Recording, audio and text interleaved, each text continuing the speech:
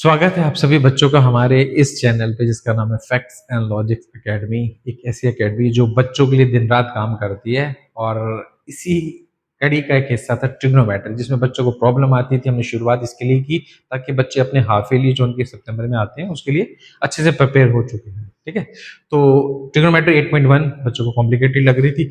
एक एक क्वेश्चन के लिए हमने एक एक वीडियो बनाया और बच्चों को उसकी पूरी की पूरी हमने सीरीज जो है बच्चों को दी ताकि बच्चे आराम से इसको कर सकें। और इसको एक आप एक टाइप का ना आप टारगेट भी लेके चल सकते हो कि मेरे को एक दिन में एक क्वेश्चन करना है या एक दिन में 2 क्वेश्चन करने, उतने वीडियो देख के बार बार रिवाइंड किए और अपना क्वेश्चन पक्का कर लिया, छोड़ना नहीं क्वेश्चन को। ठीक है, एनसीईआरटी है तो आपको करनी पड़ेगी। तो एनसीईआरटी करने का ये तरीका कि आप डेली हमारे वीडियोस को फॉलो करें, बस इतना ही है और कुछ नहीं करना आपने। तो ऐसे करते करते हम आज पहुंच गए हैं 8.1 के क्वेश्चन नंबर 11 पे। तो 11th क्वेश्चन हमारा क्या कहता है उस पर चलते हैं।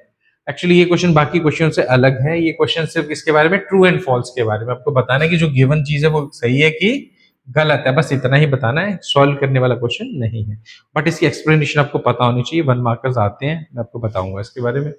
चलो जी, क्वेश्चन है पहला, the value of tan a is always less than 1। Question क्या कहता है कि tan की जो वैल्यू वो हमेशा 1 से छोटी होती है।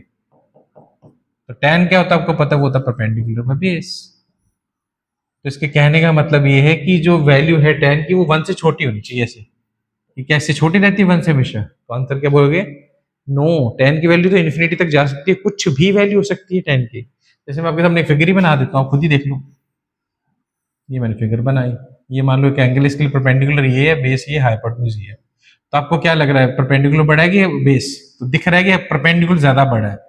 तो बड़ी चीज डिवाइडेड बाय छोटी चीज करोगे तो आंसर 1 से छोटा कैसे आएगा? 1 से बड़ा ही आंसर आएगा। तो tan की वैल्यू कुछ भी हो सकती है, अपने याद रखना है। ठीक है, तो पहला इसका क्या हो गया? फॉल्स, गलत बोला इसने। Next, sec is equal to 12/5 for some value of angle A. तो कहता है कि क्या sec की वैल्यू ये हो सकती है? sec की वैल्यू कितनी? 12/5। sec असली में होता क्या है? cos का उल्टा, cos होता b/h, होगा h/b।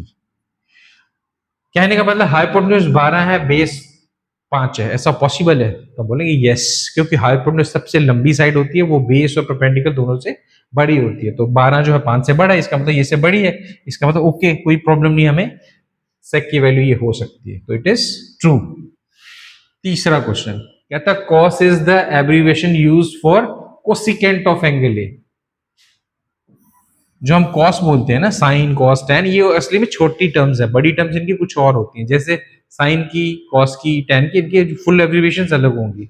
कॉस की होती है कोसाइन। क्या होती है? कोसाइन।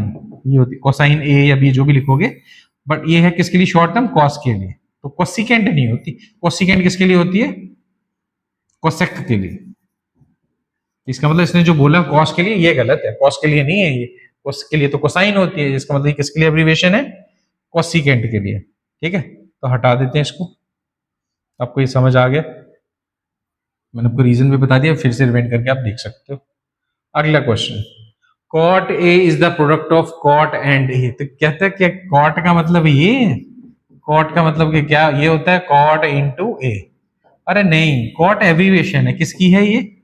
कोटेंजेंट की। फुल फॉर्म होती है कोटेंजेंट ए, जिसका फॉर्मूला होता है बेस अपॉन परपेंडिकुलर। ये ऐसे नहीं बना हुआ कि कॉट मल्टीप्लाई ए कहीं और है, कॉट ये एक एब्रीविएशन यूज करते हैं। कॉट एक ट्रिग्नोमेट्रिक वैल्यू है, इसको बोलते हैं कोटेंजेंट। तो ये कॉट इनटू ए नहीं है, इसका मतलब ये क्या हो गया? फॉल्स। इसको गलत कर देंगे। लास्ट क्वेश्चन कहता है साइन की वैल्यू 4/3 पॉसिबल है? एक तो तरीका रट्टा मारने का कि साइन की वैल्यू इतनी पॉसिबल है, उसके लिए मैं आपको रट्टा भी मरवा सकता हूँ। रट्टा क्या कहता है? साइन और कॉस की वैल्यू -1 से लेके 1 के बीच में होती है हमेशा, ना 1 से बड़ी होती है ना -1 से छोटी होती है।